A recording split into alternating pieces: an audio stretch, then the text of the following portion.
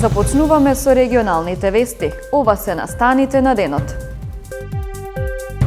126 нови случаи на COVID-19 во земјава, од кои 19 во Тетовско.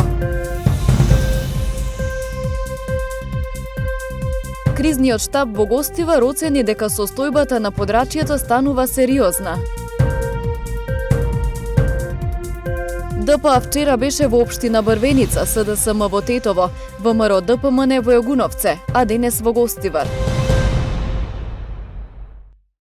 126 нови случаи на COVID-19 се регистрирани во земјава во последните 24 часа. Починати се 4 лица, а оздравени 48 пациенти. Во Тетовско регистрирани се 19 нови случаи. Во последните 24 часа се направени 1140 тестирања, а регистрирани се 126 нови случаи на COVID-19, од кои 19 во Тетовско. Починати се 4 лица, по еден пациент од Скопје, Прилеп, Тетово и Гостивар. Институтот за јавно здравје регистрира 48 оздравени пациенти. Итната медицинска помош има зголемени интервенции овој период, а најголем дел од нив се пациенти кои се позитивни на COVID-19.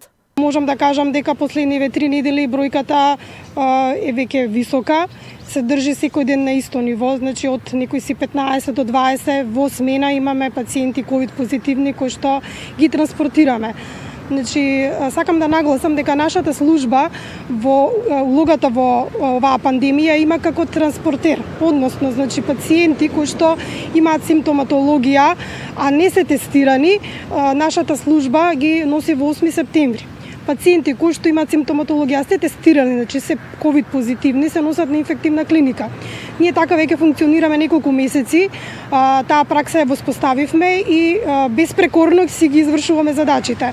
Вкупната бројка на дијагностицирани пациенти со COVID-19 во нашата земја од почетокот на епидемијата изнесува 6334. Бројката на оздравени пациенти е 2475, на починати е 302, а во моментов бројот на активни случаи во земјата изнесува 3557. Меѓуопштинскиот кризен штаб во Гостивар оцени дека состојбата со ширењето на коронавирусот на подрачјето станува сериозна. Се бележи зголемен број на заболени и отварање на нови кластери. Од граѓаните се бара максимално почитување на препораките и мерките за заштита.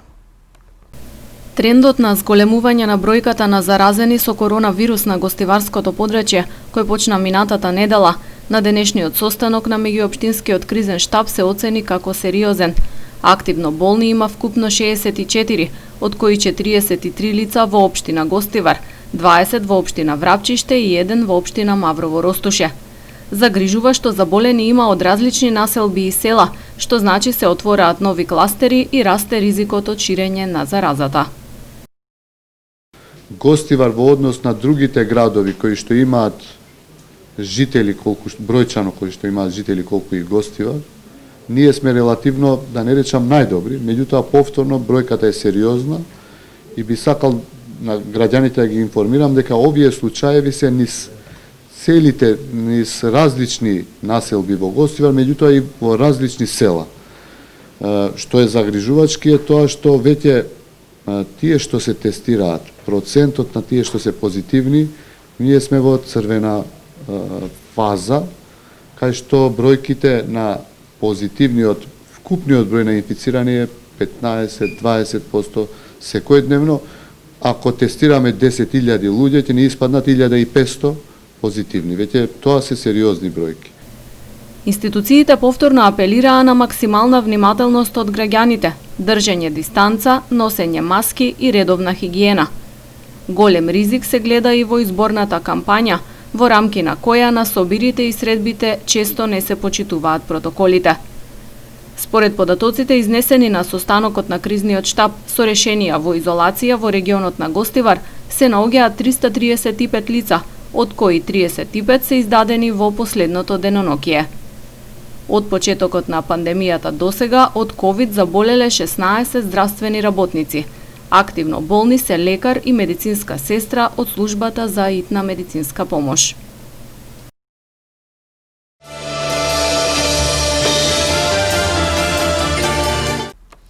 На 15 јули треба да победи обновата и да заврши времето кога политичарите ќе бидат привилегирани. Во нашиот проект Обнова над 1000 проекти за сите граѓани имаме, порача председателот на ВМРО ДПМН Христијан Мицкоски вчера од Јегуновце. Животот никогаш не бил потежок, но и изборот никогаш не бил појасен како сега, рече Дафина Стојановска, носител на листа во изборната единица 6. Се обврзуваме на најмалку 25% повисоки просечни плати во еден мандат. Се обврзуваме на најмалку 20% повисоки пензии во еден мандат за пензионерите и враќање на старото законско решение. Се обврзуваме на најмалку 1000 километри реконструирани патни правци локални и регионални. Се обврзуваме за младите најмалку еден универзитет кој што ќе биде на Шангајската листа меѓу првите 1000, на реновирани студентски домови. Јас верувам дека мојот народ на овие избори ќе го направи вистинскиот избор, дека ќе им сврти грб на лажливите политичари кои правдата ја испорачуваат во торби полни со пари, кои многу ветуваат, а ништо не прават. На овие избори одлучуваме дали сите ќе живееме еднакви под сонцето или повторно тоа ќе биде само привилегија на криминогените елити. Во рамки на вчерашните активности, кандидатите за пратеници од коалицијата Можеме го посетија средното училиште Моша Пијаде и организираа 2 трибини во Тетово. Кандидатките за пратеници од коалицијата Можеме за 6-та изборна единица Фаница Николовска и Татјана Лалчевска, заедно со заменик министерката за образование Елизабета Наумовска, вчера го посетија средното стручно општинско училиште Моша Пијаде во Тетово. Ова училиште со одлуката да стане вет центар прераснува во елитен и модерен средношколски училишен центар. Воведуваме квалитет во образовниот процес, формираме здрави и квалитетни кадри за развој на целокупното општество, затоа што можеме и знаеме како, рече Николовска. Фаница Николовска на вчерашната мини трибина Градиме држава се обрати пред членовите од Сојузот на борци и младинци од Тетово. Таа наведе дека и самата потекнува од семејство на учесник во народно-ослободителната борба, со што уште повеќе ја чувствува одговорноста, пренесена со генерации, и нејзината морална обврска да градиме држава, држава која ќе овозможи еднакви права и можности за сегашните и идните генерации. Ставени пред предизвиците на модерното општество, подеднакво одговорно како младите кои доброволно се приклучиле во НОП, ние треба да го следиме нивниот пример, да застанеме цврсто во поддршка на вистинските вредности, да поставиме нови цели и нови дострели, да градиме држава со модерно и ефикасно здравство, држава со квалитетно образование, држава која на младите ќе им овозможи квалитетен живот, соодветен на нивните врсници од современите европски држави, истакна Николовска. Во текот на вчерашниот ден беше организирана и трибина на која учествуваа група просветни работници од Тетово. Кандидатката за пратеник Татјана Лалчевска при тоа истакна дека приоритет на идната влада предводена од СДСМ е создавање на квалитетно образование достапно за сите. Таа истакна: вложуваме во нашите деца и млади, бидејќи тоа е вложување во нашата иднина. Доброто образование гради слободни граѓани, ја засилува економијата и го зацврстува демократското ткиво. Затоа и тимски можеме и ќе успееме да создадеме поквалитетно образование. Лидерот на ДПА Мендук Тачи оствари средба со граѓани во повеќе населени места во општина Брвеница. Истакна дека овие избори се важни. Тоа е војна за слобода, но без оружје, за поголема рамноправност. Важно е да се спроведат 3 големи мерки за надминување на состојбата со пандемијата по завршувањето на изборите. Мерки за справување со COVID-19 се потребни во клиничката болница во Тетово, која мора да добие барем 1 милион евра за да функционира како универзитетска клиничка болница и да го штити здравјето на албанците.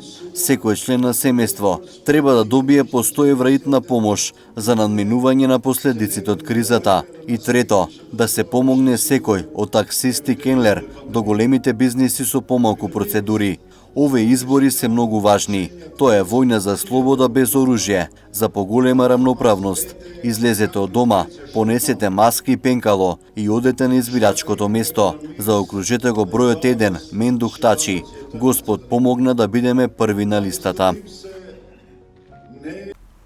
Носителот на листата од ВМРО, ДПМН и коалицијата Дафина Стојановска денес беше во Гостивар на средба со членки на Унијата на жени и Движењето за национално единство на турците.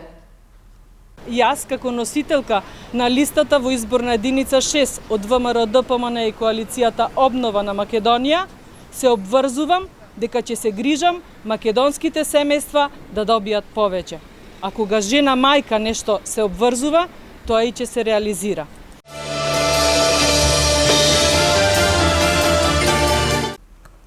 Обид за кражба во аптека во Тетово. Пожар на влезот од Тетовска Волковија. Следуваат деталите од полицискиот билтен на СВР Тетово.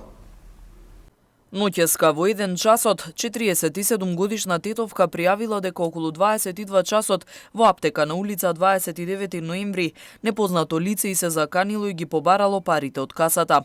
Меѓутоа, според пријавеното, откако таа избегала од објектот и почнала да вика, лицето заминало без да земе ништо. Се преземаат мерки за расчистување на случајот.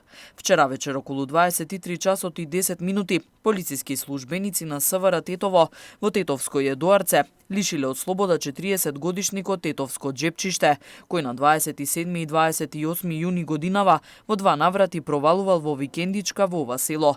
Тој е задржан во полициската станица Тетово за целосно расчистување и документирање на случајот. Вчера околу 11 часот и 50 минути од страна на полициски службеници на Оделението за внатрешни работи Гостивар на улица Мајор Чеде Филиповски во Гостивар, каде без заштита на лицето чекала во редица пред банка, била приведена 41 годишна гостиварка затоа што го нарушила јавниот ред и мир и ги навредувала полициските службеници. Вчера во 16 часот и 20 минути во СВР Тетово е пријавен пожар на влезот на Тетовска Волковија во непосредна близина на новиот казнено-поправен дом, при што горела сува трева. Со интервенција на Тетовската територијална противпожарна единица, пожарот бил локализиран за кратко време. Повредени лица нема.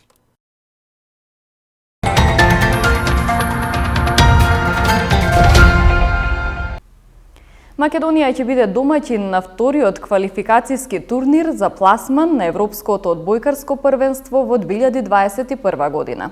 Кошаркарската федерација на Македонија го утврди системот на надпреварување за следната сезона. Европската одбојкарска федерација дефинитивно ги одложи квалификациите за пласман на Европското првенство во 2021 година. Квалификациите беше предвидено да се одиграат во втората половина на август и почетокот на септември оваа година. Сепак, според новата одлука на ЦЕФ, Македонија за пласман на Европското првенство ќе се бори во јануари следната година. Нашата репрезентација е во група заедно со селекциите на Данска, Турција и Босна и Херцеговина. Во јануари ќе се одиграат 2 квалификацијски турнири. Првиот во Данска од 7 до 10 јануари, а потоа и во Македонија од 14 до 17 јануари. Пласман на континенталниот одбојкарски собир ќе обезбедат победниците од 7 квалификацијски групи, како и најдобрите 5 второпласирани репрезентации. Европското првенство следната година ќе се одржи во 4 земји – Чешка, Естонија, Финска и Полска. Управниот одбор на Кошаркарската федерација на Македонија го утврди системот на надпреварување за следната сезона. Официјално е потврдено дека следната сезона во првата лига ќе настапат 12 екипи. Последните 4 на табелата ќе се преселат во второлигашката конкуренција, од каде најдобрите 2 ќе обезбедат промоција во повисок ранг, се со цел повторно првата лига да има 10 екипи. Новости ќе има и во втората лига. За наредната сезона предвидено да има и испаѓање од лигата и формирање на трета лига. Со последните одлуки на управниот одбор дефинитивно е завршено и женското првенство без прогласување на шампион, а предлогот е да биде формирана и втора лига во женска конкуренција.